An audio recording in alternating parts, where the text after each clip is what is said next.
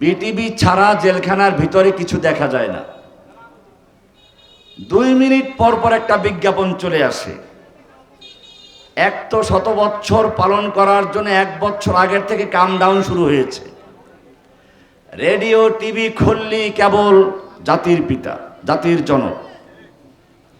আমার বারবার মনে পড়তো জেলখানায় বসে এইটা বারবার কেন প্রচার হচ্ছে। তখন শয়তানের কথা মনে পড়ল। শয়তান আদমের কাছে প্রথমবার গেল, আউযুবিল্লাহ বলে তাড়িয়ে দিল। আবার আসলো, শয়তান আবার যাচ্ছে।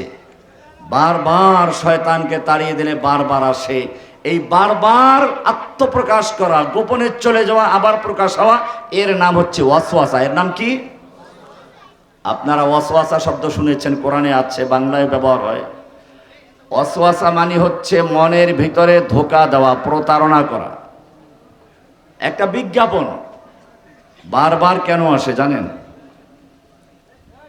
আপনারা এখন টাচ মোবাইল ব্যবহার করেন, ফেসবুক, ইউটিউব ব্যবহার করেন, খুললেই দেখবেন যে একের পর এক বিজ্ঞাপন ঢুকছে। বিরক্ত হয়ে যাচ্ছেন, বারবার ঢুকছে। একই বিজ্ঞাপন বারবার প্রচার করার মানে কি?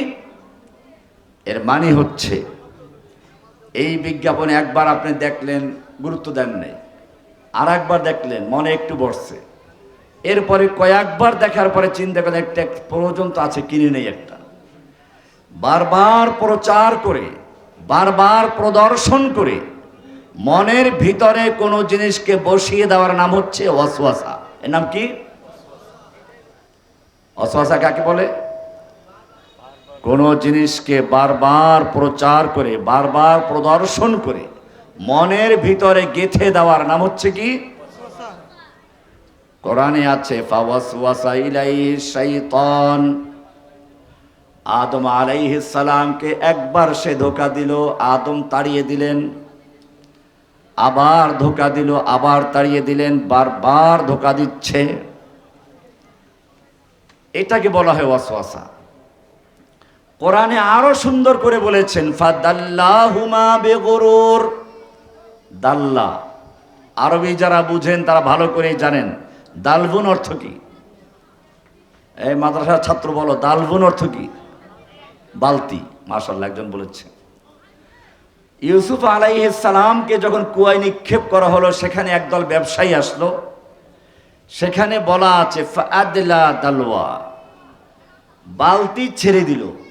পানি তোলার জন্য বালতি ছেড়ে দেয়, খুব ধূপ করে ছেড়ে দেয় না, আস্তে আস্তে ছাড়ে, আস্তে আস্তে ছাড়ে। আস্তে আস্তে ছাড়ার নাম হচ্ছে দাল্লা। শয়তান আস্তে আস্তে ভিতরে ঢোকে। বালতি দিয়ে পানি তুলতে হলে বালতিটা পানির ভিতরে যেতে হয় কিনা? কোরআন বলছে, ফাদাল্লাহুমা বিগুরুর। আদম এবং হাওয়াকে গোমরা করার জন্য, পথভ্রষ্ট করার জন্য, ধোঁকা দেওয়ার জন্য সে বারবার চেষ্টা করেছে, বিজ্ঞাপনের মতো বারবার চেষ্টা করেছে। এরপরে বালতি যেরকম পানির ভিতরে ঢোকানো হয়, সেরকম আস্তে আস্তে চেষ্টা করেছে।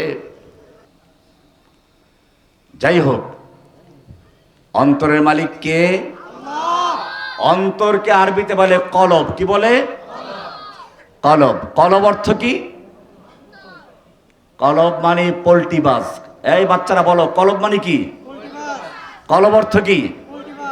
বুঝাই দিচ্ছি আমি।